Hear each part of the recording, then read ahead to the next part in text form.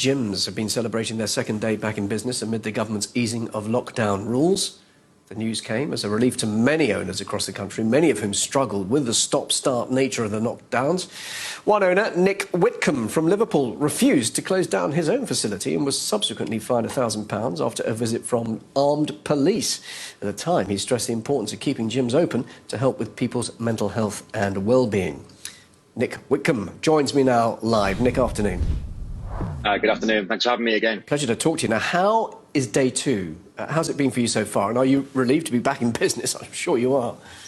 Yes, we're extremely relieved. We are less than 48 hours into opening right now, and we have about 10% capacity left on our memberships. We are very nearly full within the first 2 days, and that is, of course, great news for us as a business, but I think it's even better news for the country, because it just goes to show people are more health conscious than ever, and they're keen to recover from this pandemic as soon as possible. Well, as I mentioned, you hit the headlines back in the last lockdown, and we spoke to you about that for refusing to shut down. Do you regret that now, or do you stand by your actions? I stand by my actions. We challenged governments on their decision to close gyms under Tier 3 restrictions on the basis that there was no data and no scientific literature to support the decision, and inevitably we took that to the floors of Parliament. We had it debated, and we had national legislation reversed, therefore giving gym access back to 4.5 million people within the Tier 3 restrictions. So it was a great victory with us, and I certainly do not regret it. Tell us more about that day, because armed police actually turned up, didn't they? And you were fined. So what eventually happened?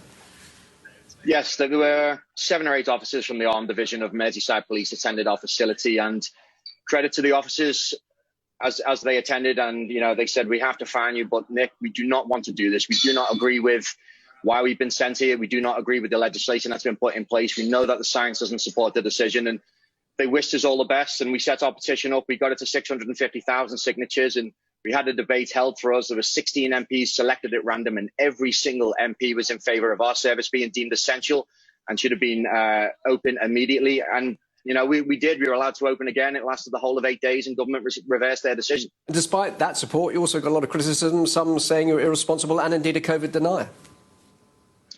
Yes, of course.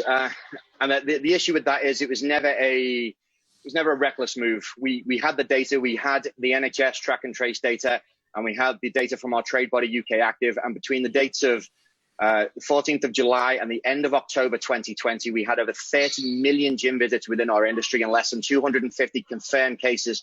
The NHS test and trace data demonstrates that we're only responsible for 1.7% of the infection rate. So we knew that we weren't a huge risk factor, and we knew that we were part of the solution, not part of the problem. We do alleviate a huge quantity of strain from our NHS. And, it seemed like a no-brainer to us. It was never reckless. We did so. We continued to operate within the COVID restrictions, and, everything that we put in place to ensure that our facility was secure and safe. We continued to do so during that period, and there were no outbreaks. As of today, we still have had no call from track and trace, test and trace. We're a safe facility, and I think having gyms open as much as they possibly can be throughout this pandemic is nothing but good for the nation's health. You have survived financially, many haven't, but just how badly has business suffered in the last few months as a result of lockdown? If we didn't have the support from our members, we would have gone out of business. There's no doubt about it. The support that we had from governments did not even cover our rent. And obviously we had no break on rent, so we would have closed. We are very, very fortunate in the way that throughout lockdown, we give out maybe 70, 80,000 pounds worth of our equipment to our members free of charge, no deposits, just to keep them going through lockdown. And in return, and we didn't expect this initially, but in return, maybe 50, 60% of our members continue to pay through the entirety of every single lockdown. We've been closed 9 out of 12 months. And for them entire 12 months, we had at least 60% of our membership still paying towards the gym, because we have extremely good rapport with our members. We have a really strong community, and they helped us survive this. The support that we had from government was inadequate, to say the very least. All right. So I feel for the other business owners that haven't had that support, and I think it's a crime of central government to not give out the support that was necessary to keep these independent businesses afloat. You're critical of government support. What sort of support do you think you might get, if there is, perhaps another lockdown? How would you survive that, and what sort of support would you want? Because there is a chance there could be another lockdown.